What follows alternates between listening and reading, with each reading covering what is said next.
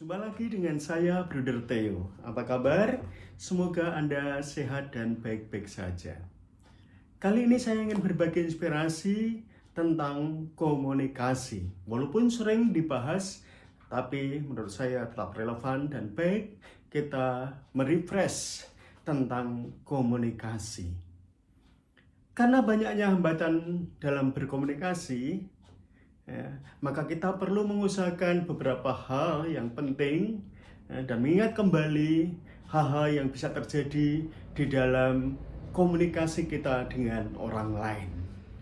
Segera berkomunikasi menjadi sangat penting karena kita perlu memperhatikan ya, apa isi dari yang dikomunikasikan, siapa yang mengkomunikasikan, kepada siapa sesuatu itu dikomunikasikan, bagaimana suasana ketika sesuatu itu dikomunikasikan, ya, dan juga tentang tepat tidaknya waktu yang kita pakai, yang kita pergunakan untuk mengkomunikasikan sesuatu. Nah, ada beberapa hal yang sering terjadi yang kita alami ketika kita berkomunikasi dengan orang lain.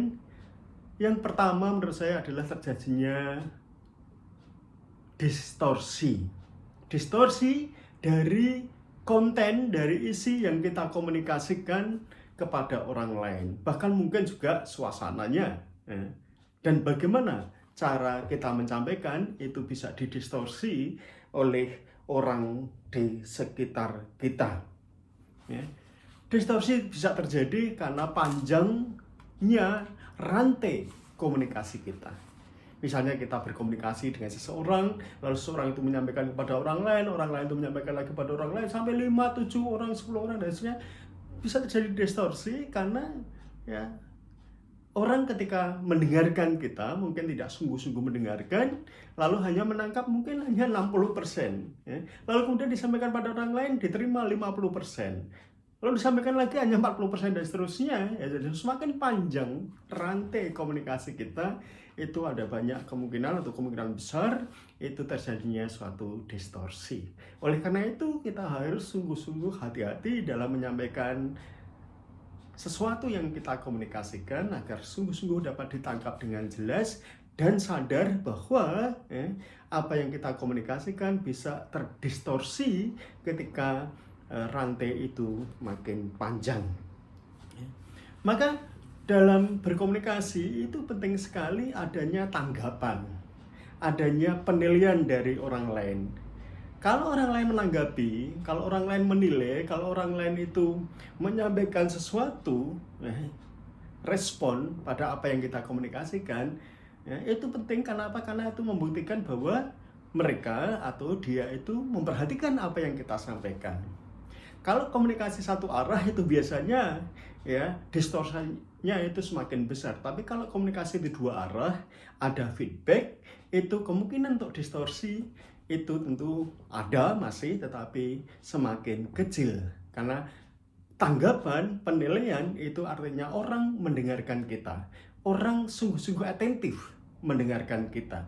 Orang sungguh-sungguh punya minat terhadap apa yang kita sampaikan pada mereka. Yang kedua, yang sering kali terjadi adalah perbedaan persepsi ya, terhadap konten atau isi atau ide atau gagasan yang kita sampaikan kepada orang lain. Dan ini wajar sekali karena sesuatu yang sama, objek yang sama bisa saja dilihat berbeda dari orang lain. Angka 9 misalnya ya, bisa dilihat sebagai angka 6 bagi orang yang berhadapan dengan kita ya. Walaupun sebenarnya angkanya 9, tapi orang lain melihat sebagai angka 6, kita melihat sebagai angka 9, objek yang sama ya. Nah, oleh karena itu perlu sekali kita dalam berkomunikasi itu memperhatikan ya, ketepatan cara kita mengkomunikasikan, bagaimana kita bisa menyusun kata-kata yang tepat sehingga dapat ditangkap dengan tepat dan jelas ya. Dan juga mencoba menyamakan persepsi dulu, dari sudut pandang yang mana lebih dulu kita sepakati baru kita sampaikan. Tetapi juga perlu ya, perbedaan persepsi ini kita sadari sebagai sesuatu yang wajar karena adanya perbedaan sudut pandang, point of view. Ya, hanya kita perlu harus memahami, ya, karena seringkali terjadi demikian. Tapi kita harus mencoba mengusahakan agar persepsi itu yang berbeda itu semakin kecil, semakin tipis.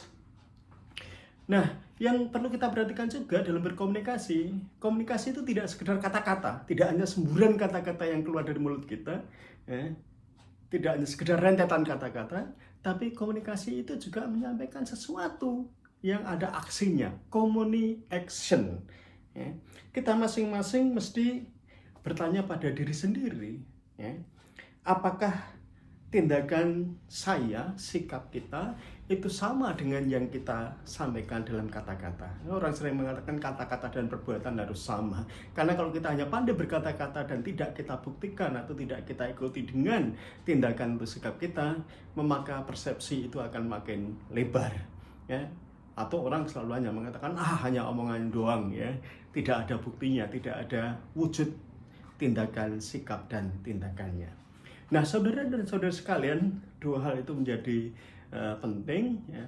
Sering kali terjadi perbedaan persepsi, dan yang kedua sering kali terjadi distorsi, ya. Dan yang sering menghambat komunikasi yaitu kita hanya pandai berkata-kata, ya, berkomunikasi, ya, berkata-kata doang, semburan kata-kata doang, tapi tidak kita ikuti dengan sikap dan tindakan kita.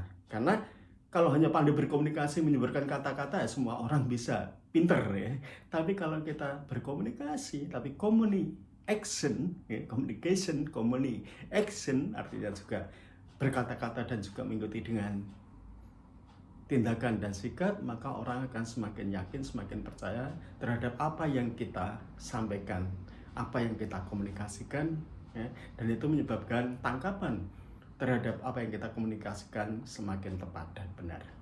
Saudari dan saudara, marilah kita usahakan agar kita dapat berkomunikasi dengan tepat dan benar, pandai mencari suasana dan waktu yang tepat, dan kepada siapa kita berkomunikasi agar semakin membangun kerjasama dan tim yang bagus, tapi juga membangun persaudaraan, persahabatan, pertemanan yang damai dan bahagia.